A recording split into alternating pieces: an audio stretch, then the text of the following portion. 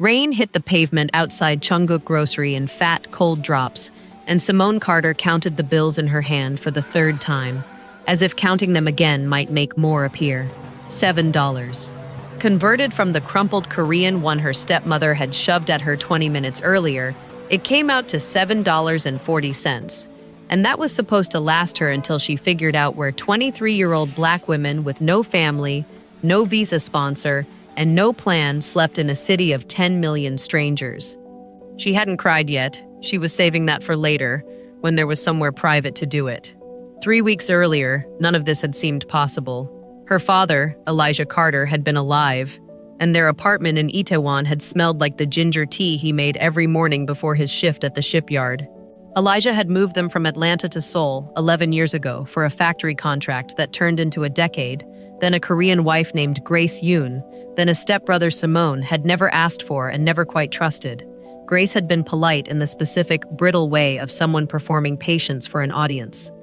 And Simone, half-orphaned of a mother who died when she was 6, had told herself that a stepmother who tolerated her was better than the alternative. She was wrong about that. Elijah's heart gave out on a Tuesday in March, face down over a stack of shipping manifests, and by the following Tuesday, Grace had already met with a lawyer. Simone hadn't understood the calls in rapid Korean through the guest room wall. She'd never fully learned the language, something Grace liked to point out at dinner parties. But she understood the tone. Something had shifted. She was no longer a stepdaughter. She was a liability with a name on a lease. "You're not even really family," Grace told her, 3 days after the funeral, not raising her voice, folding a dish towel like she was discussing the weather. "Your father is gone. There's nothing keeping you here. He left the apartment to both of us," Simone said. "It's in the will." Grace's mouth curved, thin and tight. "Wills can be contested. Attachments can be complicated. Do you have money for a lawyer, Simone? Do you have anyone in this country who would stand up in a courtroom for you?" She didn't. That was the answer, and Grace knew it before she'd even asked. What Simone didn't expect, what still didn't fully compute 3 weeks later, standing outside a grocery store with rain soaking through her jacket, was that Grace wouldn't simply evict her. Grace had a flair for cruelty that required an audience, even an audience of one broken-down stranger on a street corner. That morning, Grace had walked Simone 2 blocks from the apartment, gripping her elbow like she was escorting a child to school, until they reached a man sitting against the brick wall outside the store. He was maybe 50, wrapped in a coat with a torn seam at the shoulder, a paper cup with a few coins in front of him. His face was weathered and unreadable, deep lines around eyes that watched the street like he was cataloging every person who passed. Grace had stopped in front of him and, without preamble, pulled a $100 bill, American, not one, like she'd planned this for weeks, from her purse. "Here," she said, holding it out to him. "Take her. She has nowhere to go. You clearly need money more than she needs pride. Consider it a trade." Simone had frozen, humiliation crawling up her neck like heat. "Grace." "It's done, Simone." Grace's voice had that same flat, folded towel calm. "This is the last thing I'll do for you. A gift, even. He'll have $100, and you'll have someone to worry about you, since apparently I'm no longer allowed to." The man on the ground hadn't moved for a long moment. He looked at the bill. He looked at Simone. Really looked, the way people rarely did, cataloging something she couldn't name. Then he looked back at Grace. "You're leaving her with a man you don't know," he said. His English was clean, unhurried, faintly accented in a way Simone couldn't place. "Doesn't that concern you?" "She's resourceful," Grace said. "She'll manage." And then she was gone, heels clicking away down the wet sidewalk, not once looking back. That had been 20 minutes ago. Now Simone stood under the grocery store awning with her $7, and the man was still sitting there, watching her with an expression she couldn't read. Not pity, not curiosity, something colder and more careful than either. "You don't have to do anything," Simone said finally, voice tighter than she wanted it to be. "I don't need you to look after me. I'll figure it out." The man studied her for another moment. Then slowly he stood. And something about the way he stood was wrong for a man who'd spent the morning sitting on concrete. His spine straightened like there was muscle memory in it, like his body remembered being upright in rooms that mattered. "What's your name?" he asked. "Why does it matter?" "Because," he said, folding the $100 bill once and sliding it into his coat pocket without looking at it, like it meant nothing to him. In about 4 hours, several people are going to ask me who you are, and I'd rather have an answer than a guess. Simone didn't understand what that meant. Not yet. She wouldn't understand it for 2 more days, not until a black car with tinted windows pulled up outside the youth shelter where she'd taken refuge, and a driver in a tailored suit stepped out holding a door open, calling her by name, telling her that Mr. Kang was ready to see her now, and that he'd apologize in advance because his employer had a habit of not explaining himself until it was far too late to be believed. Quick one before we keep going. If you're watching this, drop a comment and tell me where you're tuning in from tonight, and what time it is where you are. I love seeing how far this story travels. Okay, back to Simone, because it's about to get a lot more complicated. The shelter was cold in the way institutional buildings always are, fluorescent lit and smelling faintly of bleach. And Simone had been there 2 nights when the front desk volunteer came to find her with wide eyes and a phone pressed to her chest. "There's a car outside," the volunteer said. "For you." It says Kang Group on the door. Simone's stomach dropped. Kang Group. Even she, who'd spent a decade half outside Korean life, knew that name. It was on the side of shipping containers stacked in towers at the port, on office buildings that scraped the skyline near Gangnam, on the cornerstone of half the infrastructure that kept this city running. Kang Group didn't call people. Kang Group didn't stop for people like her. Except the man standing beside the open car door was the same man from the sidewalk. Clean-shaven now, dressed in a charcoal suit that fit like it had been built onto him, his torn coat nowhere in sight.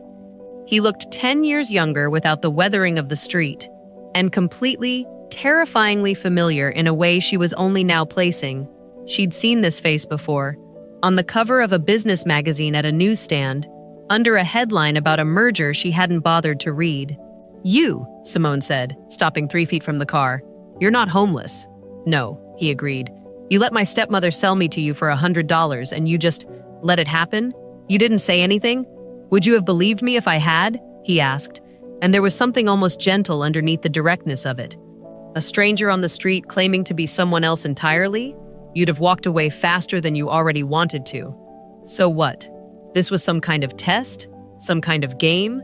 His jaw tightened, the first crack of real feeling she'd seen from him. "It wasn't a game. I sit outside that store once a month. Has for 3 years. My grandmother used to run a shelter 2 blocks from there before she passed, and I go to remember what it's like to be looked through, to make sure I never build a company that looks through people the way I got looked through. Once, a long time ago, before any of this." He gestured vaguely at the car, the suit, all of it. "Your stepmother didn't know who I was. She just saw a man worth less than the money in her hand, and decided you were worth the same amount. That's not about you. That's about her." Simone's throat tightened, and this time she didn't manage to hold the tears back.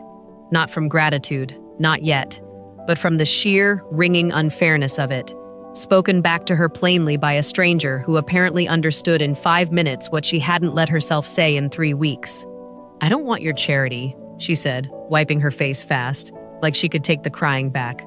"I don't want to be somebody's project." "Good," he said, "because that's not what I'm offering." He opened the car door a little wider. "I'm offering you a job, legitimate, paid. At my company, doing exactly what your resume says you're good at, which my assistant pulled together in about 6 minutes, by the way, and it's better than half the resumes that cross my desk. You'll have your own apartment, your own contract, your own name on it, nothing with strings. If in 6 months you decide you never want to see me again, you won't have to." Simone stood in the rain-slicked street, staring at this man. Kang Do-hyun. She'd learn his full name within the hour, though it would take considerably longer to learn everything else about him, and felt something shift in her chest that she didn't yet have language for. Not romance. Not yet. Just the strange, disorienting relief of being seen by someone who owed her nothing and offered everything anyway. She got in the car. She had no idea that 4 floors above Kang Group's executive suite, in a boardroom she hadn't yet set foot in, Do-hyun's older sister was already on the phone with a Kang family lawyer, saying the words that would define the next 6 months of Simone's life. He brought a homeless woman into this company, a Black American woman with no ties to us, no vetting, nothing. Find out everything about her, Everything. Because if she's after what I think she's after, I want ammunition before she gets near the family name. The apartment Kang Do-hyun's company gave her had floor-to-ceiling windows overlooking the Han River, and for the first 3 nights, Simone slept on the floor beside the bed anyway, out of habit, out of a suspicion that comfort this large was a mistake waiting to be corrected. Work, at least, was real. She'd been placed in the International Logistics Division, her degree in supply chain management finally meaning something. On her 4th day, clearing out a shared drive to set up her own files, she found a folder that shouldn't have still had her access. Carter. Archive. Her father's name. Simone opened it before she could think better of it. Manifests. Shipping dates. A private ledger, scanned page by page, in her father's handwriting. The same slanted cursive that used to sign her school permission slips. Dates going back 9 months. Circled numbers. A name written in the margin of the last page, underlined twice. A regional director she'd never heard of. And beside it, 3 words in her father's hand. Report to Kang directly. Her father had been building a case. About something. And someone had scanned it, archived it, and buried it in a folder 2 clicks deep, in a system she wasn't supposed to be able to reach. She didn't understand it yet, but her hands were shaking when she closed the laptop. That was the same week Kang So-yeon appeared at her desk without an appointment. "Miss Carter," she said, setting a leather folder down like a weapon. "I'm Do-hyun's sister. I don't believe we've been introduced." So-yeon was elegant in the way that took money and discipline to maintain, hair pulled back with military precision, a smile that never reached her eyes. She opened the folder and slid a photograph across the desk. Simone laughing at a work dinner, Do-hyun's hand resting briefly on the back of her chair. "This is what the board sees," So-yeon said. "Not a charity case. A woman positioning herself, and forgive me for being blunt, but there's a version of this company's future where the Kang name sits beside a name our partners in Beijing and Tokyo won't recognize, won't trust, won't want photographed at a signing. That's not a judgment of your character. That's the arithmetic of this family's business." "Say what you actually mean," Simone said quietly. "I mean, I have spent my career making sure my grandfather's name outlives him with dignity, and my brother has always confused sentiment with strategy. You are the most recent stray he's brought home." So-yeon closed the folder. "There's a number. Generous. Take it. Disappear quietly, before this becomes something uglier than a private conversation. Or don't. And I'll find something. Everyone has something." She left without waiting for an answer. Simone sat very still after she'd gone, staring at the closed laptop where her father's ledger still sat, unexplained. 2 threats now, in the same week. A folder that shouldn't exist, and a woman offering money to make sure Simone never asked why. Quick pause before we keep going. Comment below and let me know where you're watching from tonight and what time it is on your end. I genuinely read every one. Now, Simone's about to make a mistake that almost costs her everything. She didn't tell Do-hyun about the folder. Not yet. She wanted proof before she brought him a theory, and there was only one place left to look for it. Home. Grace Yoon still had boxes of Elijah's things in storage, office effects the company had returned after his death, sitting untouched in a unit Simone still technically had a key to. Simone went that Saturday, alone, and found her stepmother already there, going through the same boxes with a pair of scissors and a stack of packing tape. "Selling his things now too?" Simone asked from the doorway. Grace didn't startle. She rarely did. "There's a buyer for the desk. No sense letting it collect dust." She glanced up, taking in Simone's coat, her shoes, the unmistakable polish of money that hadn't been there a month ago. "You look well, better than I expected." "I need his work files, the ones from his last few months." Something flickered behind Grace's composure, small but real. "There's nothing here but old paperwork." "Then you won't mind me looking." Grace set the scissors down slowly. "You want to know what your father was really doing those last few months? Fine. He came to me, said he'd found something at work. Something big. Something that could get someone fired. Maybe worse. Said he needed to be careful how he brought it forward, because a black man accusing a Korean executive of fraud, with no paper trail airtight enough to survive a lawyer, doesn't end well for the black man. Ever. Grace's voice hardened. "I told him to drop it." Told him it wasn't our fight, that we had a good life and he was going to burn it down over someone else's money. He didn't listen. He never listened to me about anything that mattered. Simone's chest went tight. You knew. This whole time you knew he was building a case, and you let me think he was just a contractor who got unlucky and died. I let you think whatever kept you from digging where it wasn't safe to dig, Grace snapped. And for the first time, the mask slipped all the way, revealing something closer to fear than cruelty. You think I sold you for $100 because I hated you? I sold you to get you away, Simone. Away from a company that might have decided your father's daughter asking questions was a liability worth cleaning up. I did it badly. I did it cruelly. But I was trying to get you out before you ended up like him, full of proof and no one left alive to believe it. The silence that followed was the first honest thing that had passed between them in 3 weeks. It didn't excuse anything. Simone told her that plainly, packed the box of her father's files into her car, and left without a goodbye. But it changed the shape of the story in her hands, because now she wasn't just carrying grief, she was carrying evidence. And she finally understood exactly whose office it led to. Simone found Do-hyun on the 40th floor, still in his office at 9 at night.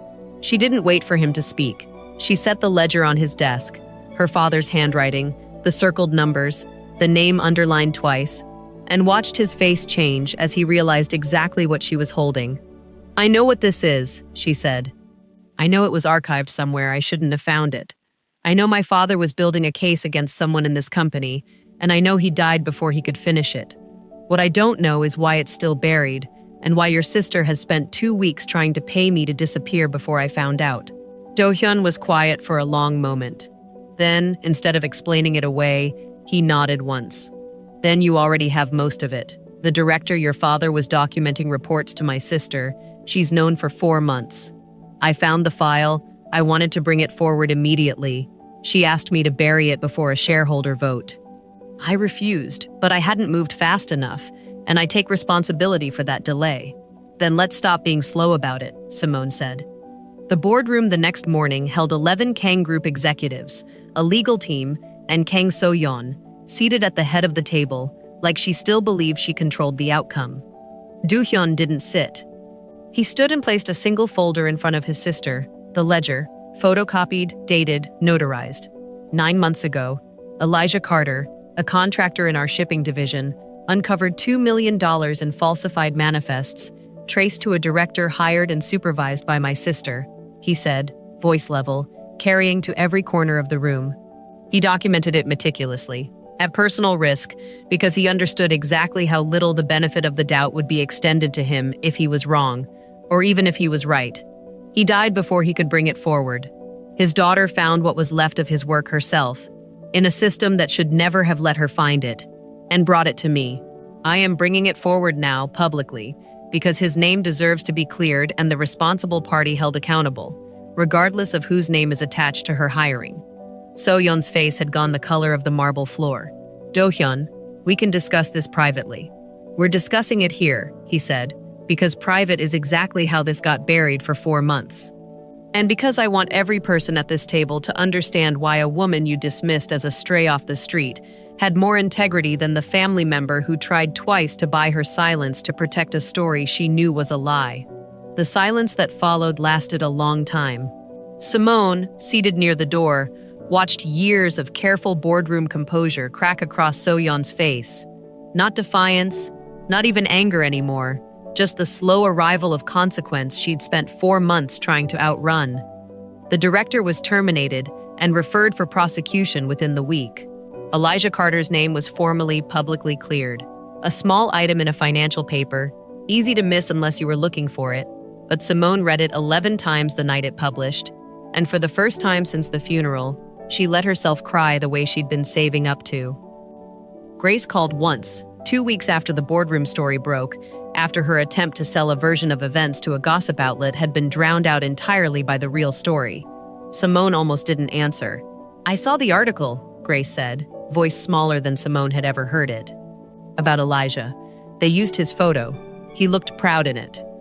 He should have looked proud in it while he was alive to see it, Simone said. I know. A pause. I'm not calling for money. I don't have anywhere to send that anger, so I'm not going to ask you to take it from me. I just wanted you to know I saw it. Simone let the silence sit. Goodbye, Grace, she said, and hung up before there could be anything more to forgive or refuse to forgive. It wasn't closure, it was just done, which, she was learning, was sometimes the more honest ending anyway. 6 months later, Simone stood on the same street corner outside Cheongguk Grocery, not because she needed to, but because she wanted to remember it on her own terms. Do-hyun found her there, hands in his coat pockets, no cameras, no driver waiting at the curb. You know, she said, I used to think the worst thing that ever happened to me happened right here. And now I think it's just where the truth started catching up. She looked at him, really looked, the way he'd looked at her that first rainy morning, cataloging something worth keeping. My father spent his life being careful, being quiet, hoping quiet would be enough to be believed. I'm not going to live like that. Whatever this is between us, I need it to be loud, public. No settlements, no silence, no version of me that's easier for anyone else to swallow. Do-hyun took her hand, right there on the sidewalk, in full view of anyone walking by. Loud works for me, he said. I own the block. She laughed. The first full, unguarded laugh in 6 months. And for once, it didn't feel like something she'd have to explain to anyone.